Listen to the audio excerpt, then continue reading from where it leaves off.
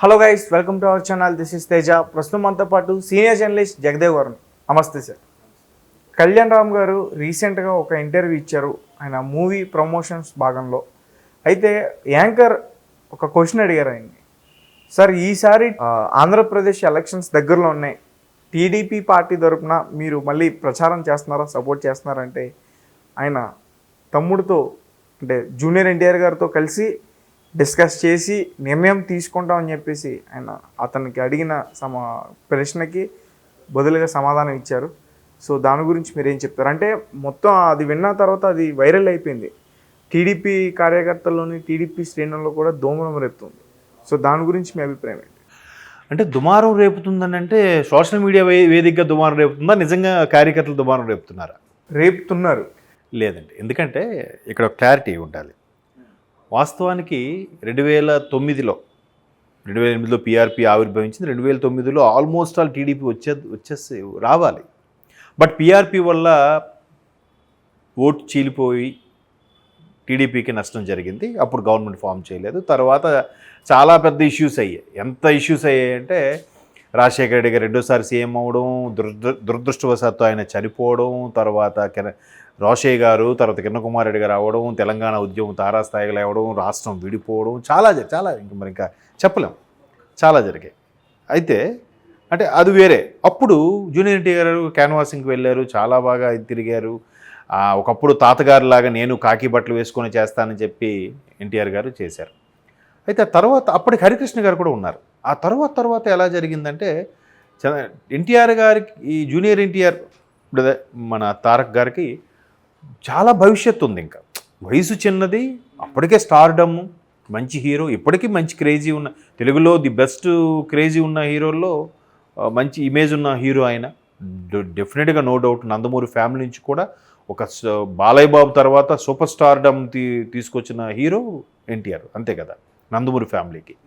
But ఆర్ఆర్తో pan India star అయిపోయారు ఆయన కానీ రామ్ చరణ్ కానీ. అది అయితే మరి అలాంటప్పుడు ఇప్పుడు సినిమా భవిష్యత్తు ఇంత బిజీగా సినిమాలో ఒకవైపు చేస్తూ ఉన్నప్పుడు రాజకీయ భవిష్యత్తు ఇంకా చాలా ఉంది కదా. ఇదంతా కూడా ఎలా అంటే ఇది తాతగారు పెట్టిన పార్టీ, తాతగారు ఈయనే ఉండాలి, చంద్రబాబు గారు వేరే వాళ్ళకి వెళ్ళిపోయింది, ఆయన ఎలా అవుతాడు, లోకేష్ మనవడు ఎలా అవుతాడు, రకరకాల ఇదంతా చీల్చే ప్రయత్నంలో వచ్చే స్టేట్మెంట్లు ఇవి. లోకేష్ కూడా మనవడే, కూతురు కొడుకు. ఎన్టీఆర్ గారు కూడా మనవడే, కొడుకు. మనవడు కాకుండా పోతారా? ఇప్పుడు కేవలం కూతురులే సంతానంగా ఉన్న వాళ్ళ పిల్లలు రేపు పొద్దున మనవడు అని చెప్పుకోలేరా? చెప్పుకోవాలిగా. వాళ్ళు సంతానమే, వీళ్ళు సంతానమే. అయితే కొడుకు అయితేనే ఇంటి పేరు అదే కంటిన్యూ అవుతుంది కాబట్టి ఇదే అసలైన వంశము, ఇదే ఏదైనా కొన్ని వాదనలు ఉంటాయి. అవన్నీ పక్కన పెడితే కళ్యాణ్ రామ్ గారు తమ్ముడుతో ఎన్టీఆర్ గారు క్యాన్వాసింగ్కి వస్తారా రారా అనే ఉద్దేశంలోనే అడిగారు. అడిగితే ఖచ్చితంగా అన్నీ ఆ విషయం తమ్ముడిని అడగండి, నన్ను కాదు అని అడిగి సింపుల్గా తేల్చేసి ఉంటే అయిపోయాడు. తమ్ముడితో అడిగి మాట చెప్తానడం కూడా తప్పేం కాదు. ఎలా మాట్లాడినా దాన్ని కాంట్రవర్సీ చేస్తారు కదా. నెక్స్ట్ ఎన్టీఆర్ గారు కూడా వస్తే స్థానం ఉంటుంది కూడా, లేకపోలేదు. ఒకప్పుడు ఎన్టీఆర్ గారి నుంచి చంద్రబాబు గారు కానీ అలా తీసుకొని చాలామంది వెన్నుపోటు అనుకునే సందర్భంలో అప్పుడు కానీ ఆయన ఆ పార్టీని అలా తీసుకురాకపోతే ఈ రోజుకి టీడీపీ అనేది ఉండేది కాదేమో. ఆ విషయం ఒక అన్స్టాపుల్ ప్రోగ్రాంలో కూడా చంద్రబాబు గారు బాలయ్య గారి హయాంలో వేదికగా డిస్కస్ కూడా చేశారు. చాలామంది సీనియర్ విశ్లేషకుల అభిప్రాయం కూడా అదే. ఆ రోజు లక్ష్మీపార్వతి గారు వల్ల లేదంటే ఇంకెవరి వల్ల చాలా రీజన్లు చెప్తుంటారు కొంతమంది, ఏది వాస్తవం తెలియదు మనకి. అప్పుడు కానీ చంద్రబాబు గారు బయటకు వచ్చి, దగ్గుపాటి వెంకటేశ్వర గారు చంద్రబాబు గారు ఇద్దరు ప్రాతినిధ్యం వహించి బయటకు వచ్చి కానీ అంతమంది ఎమ్మెల్యేలను తీసుకొచ్చి టీడీపీని నిలబెట్టకపోతే ఈ రోజుకి టీడీపీ అనేది ఉండేది కాదు అని చాలామంది విశ్లేషకుల అభిప్రాయం. ఇది నేను చెప్పింది కాదు, నేను వాళ్ళందరి ముందు వచ్చాను. నాకు చిన్న గుర్తు, వైస్రాయ్ హోటల్లో చంద్రబాబు గారు అందరినీ పెట్టి ఇదైనప్పుడు ఎన్టీఆర్ గారు నుంచి సీనియర్ ఎన్టీఆర్ గారు బ్రదర్స్ రండి, బయటికి రండి అని చెప్పి రిక్వెస్ట్ చేయడం, ఇవన్నీ అప్పుడులో నిజం అయ్యో అనిపించింది. కానీ తర్వాత విశ్లేషణలు తెలిస్తే ఇవన్నీ వాస్తవాలేమో అనిపిస్తుంది. కరెక్టే, అందుకే బయటకు వచ్చారు, లేకపోతే టీడీపీ ఉండేది కాదేమో. ఇప్పటికి ఎన్టీఆర్ గారు ఎలా చనిపోయారు అనేది చిన్న మిస్టరీగానే ఉండిపోయింది. ఎందుకు మిస్టరీగా ఉండిపోయింది? ఆ రోజు రాత్రి ఏం జరిగిందనేది ఎవరికీ తెలియదు. మేబీ ఏం జరిగిందని. సో ఇవన్నీ పరిగణలోకి తీసుకుంటే ఓకే, అలా చేయడం వల్ల ఈ రోజుకి టీడీపీ ఉంది. ఆయన అయిపోయిన తర్వాత హయాంలో ఎక్కడ ఎన్టీఆర్ గారి ఫోటో తీసేయడం కానీ, ఎన్టీఆర్ గారి జెండా తీసేయడం కానీ ఏం చేయలేదే. ఈ రోజుకి ఆ పార్టీ ఆయన పేరు చెప్తూనే ఆ సిద్ధాంతాలని ఫాలో అవుతుంది కదా కదా. నిజంగా వెన్నుపోటు పొడిచి పక్క తప్పించాలనుకుంటే ఆయన ఫోటోను కూడా మెల్లగా తొలగించేసి ఈయన ఫోటో పెట్టుకుందరుగా అన్నిటికీ కదా.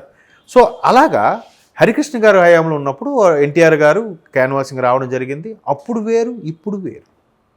ఇప్పుడు కూడా పిలుస్తారు, ఎందుకు పిలవరు? ఒకానొక సందర్భంలో మహేష్ బాబును కూడా ఒక పర్టికులర్ పార్టీ, ఇప్పుడు పార్టీ పేరు అనవసరం, పిలిచారంట క్యాన్వాసింగ్. అర్థమైంది ఏ పార్టీ అని. అంటే నేను తెలుసు అందరికీ, బట్ నేను చెప్తే ఏ విధంగా దుమారం లేగుతుందో తెలియదు కాబట్టి ఆ పార్టీ పిలిచినప్పుడు మహేష్ బాబు గారు నాకు అది ఇంట్రెస్ట్ లేదు, నాకు సినిమాలే ఫోకస్ అని చెప్పి తప్పించుకున్నారు. అక్కడ కృష్ణ గారు కూడా సపోర్ట్ చేశారంట, నువ్వు వస్తే బాగుంటుంది నా తరపున అని. బట్ ఆయన రాలేదు. తండ్రి చెప్పినప్పుడే రానప్పుడు ఇక్కడ ఈయనకి సినిమా భవిష్యత్తు చాలా ఉంది, వరుసగా సినిమాల మీద సినిమాలు తీస్తున్నారు. ఆయన దేవరా సినిమా విజయ్ ఉన్నాడు, తర్వాత వార్ 2 ఉంది, తర్వాత మళ్ళీ ప్రశాంత్ నీల్ సినిమా ఒకటి ఉంది, వరుస కదా. ఇంత కెరియర్ ఉంచుకొని రాజకీయాల్లోకి ఎందుకు వస్తారు? ఆల్రెడీ రాజకీయాల్లో ఉన్నారు. బట్ అవసరమైతే ఆయన ఎన్టీఆర్ ఎప్పుడు స్టేట్మెంట్ ఇచ్చారు, నా తాతగారు పెట్టిన పార్టీ కాబట్టి ఇది మన పార్టీ, మన పార్టీకి అవసరం అంటే ఎప్పుడైనా నేను ఇది అవుతాను, రెస్పాండ్ అవుతాను, హెల్ప్ అవుతాను కూడా చెప్పారు. ఆ విషయంలోనే కళ్యాణ్ రామ్ గారు మెయిన్ క్యాన్వాస్కి రావాల్సిన ఎన్టీఆర్ కాబట్టి ఈయన స్టేట్మెంట్ ఇచ్చేస్తాడా? లేదబ్బా ఈజా గ్యారంటీగా వస్తాడు, తమ్ముడు నేను పంపిస్తాను ఎలా చెప్పేస్తారు? ఒక పరిణితి చెందిన తర్వాత ఆయన ఎన్ని కాల్ షీట్లకు సంతకం పెట్టారో, ఎన్ని షెడ్యూల్ బిజీగా ఉన్నారో, ఆ ప్రొడ్యూసర్లు డైరెక్టర్లు అందరూ వాళ్ళందరికీ సమాధానం చెప్పుకోవాలా ఇప్పుడు రాజకీయాల్లోకి వస్తే కదా? ఎన్ని షూట్లు ఆగిపోతే ఎంతమంది రోడ్డు పడతారు? ఇవన్నీ ఎందుకు ఆలోచించరు? అలాంటి సందర్భంని దాన్ని సున్నితంగా శుతిమెత్తగా చెప్పారు. కళ్యాణ్ రామ్ కూడా ఎప్పుడు తప్పుగా మాట్లాడ్డారు, మీరు ఎప్పుడైనా అబ్జర్వ్ చేయండి.